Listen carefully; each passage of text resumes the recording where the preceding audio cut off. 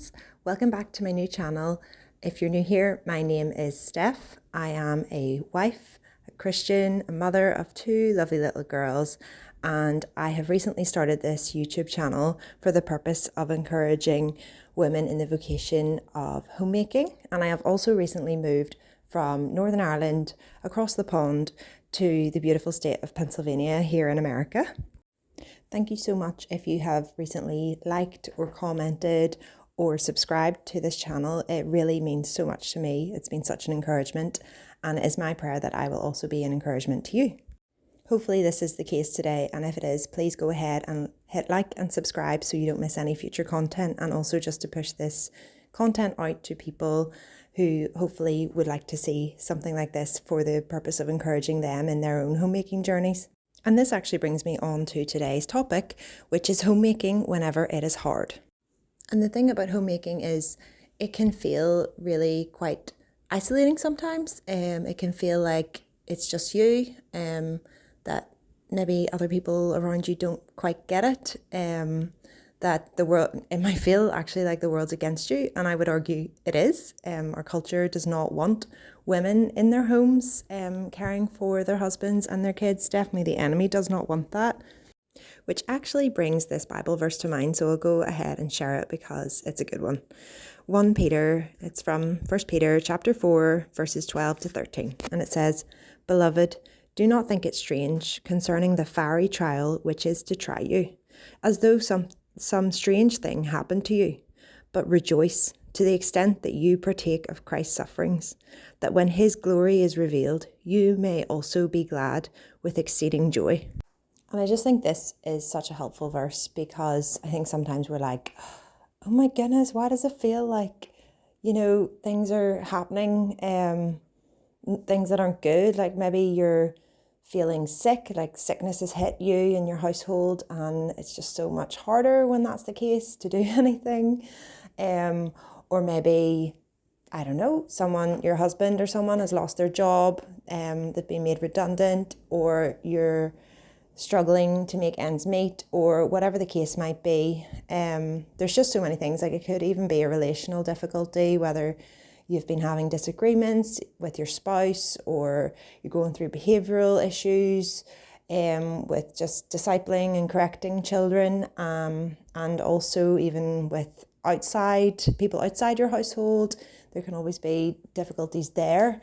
We live, unfortunately, in a fallen world, and so you don't have to go too far or look too far for those types of things, suffering of any kind, really. I think the reality of homemaking is that I can't just gloss it up as this thing that's always lovely and wonderful. The reality is I do think it is, being a mother, I think is the best job in the world. It is such a privilege, and I also think that there can be times where it can be really, really tough, and that homemaking, although it is hard, that hard does not mean bad, and hard does not mean it shouldn't be embraced for all that it is, that we shouldn't do it, that we should just forget about it or find something else to fulfill us, or whatever the lie that might be going through our heads is. But I think there are things that we can do when those particularly difficult seasons of life come that make it that bit harder, that we can, adjust in such a way that we will not completely lose heart. So for example, if you have a really busy season coming up, or maybe you have just found out you're pregnant, and what that entails if you're likely to get early morning sickness in the first trimester, then things like that are just helpful to know. Okay, well, if that's coming up, or if your husband's got a really busy season with work, or whatever it might be, or even just the run up to Christmas, it's good to plan ahead if you are able to. So something I have actually started doing recently, and has been such a game changer, is trying to bulk cook as much as I can when I can. And for me, that doesn't look like taking a whole day and just cooking from start till end, lots of random different meals. I actually find with the way I have sort of organized my life and set up my day and my priorities and values that it works out that I'm just doing it like on the fly. So for example, whenever I'm cooking dinner for that night, so this particular night I was cooking chili con carne, and I think I made that on here before actually. So I'll have to share the recipe in the comments below if you like. But I had like 3 packets of ground beef and I would normally use one. So it was technically a triple batch.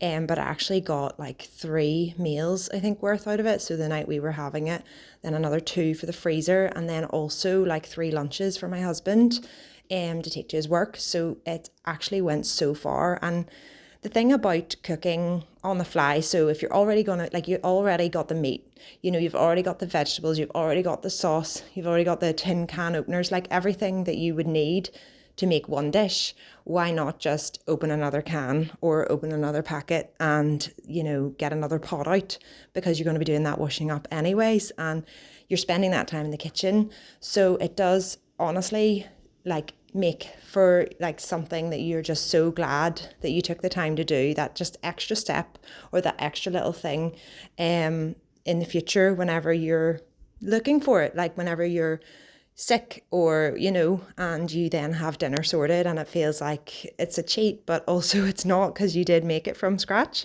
So this is definitely one example where I would say, rather than working harder, you're working smarter and making your efforts go further.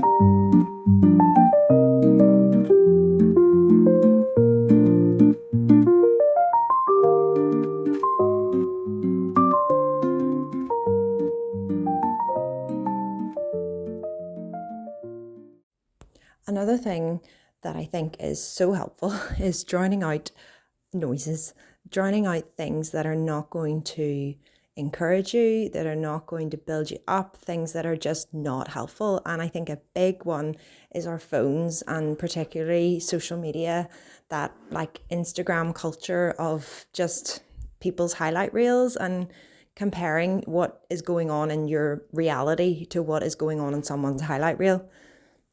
I have been off Instagram and Facebook for a couple of years now, and I really have not looked back.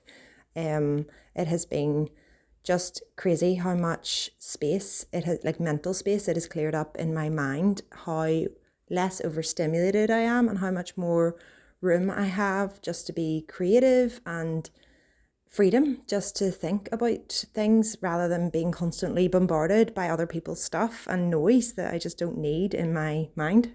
And I think this really applies especially when homemaking is hard. So especially when you're going through a season of homemaking where someone's sick, or all those examples that I listed earlier, where it's going to be particularly more challenging. And that is the time to really think about what is influencing you and what is going to nearly trigger you or make you feel bad, or just be so aware of what you're letting your mind meditate on. I really do think that this can be very often and easily overlooked as a Christian, of what culture says, even in Christian culture, of what is permissible, and that idea that everything is permissible but not always beneficial for believers. But I do think this verse is helpful. So this is Philippians 4 verses 8 to 9. So it says, "Finally, brothers and sisters, whatever is true, whatever is honorable, whatever is just, whatever is pure, whatever is lovely, whatever is commendable, if there is any moral excellence, and if there is anything praiseworthy, dwell on these things. Do what you have learned and received and heard from me and seen in me, and the God of peace will be with you." Hopefully this was helpful, and I'll see you next week. Bye.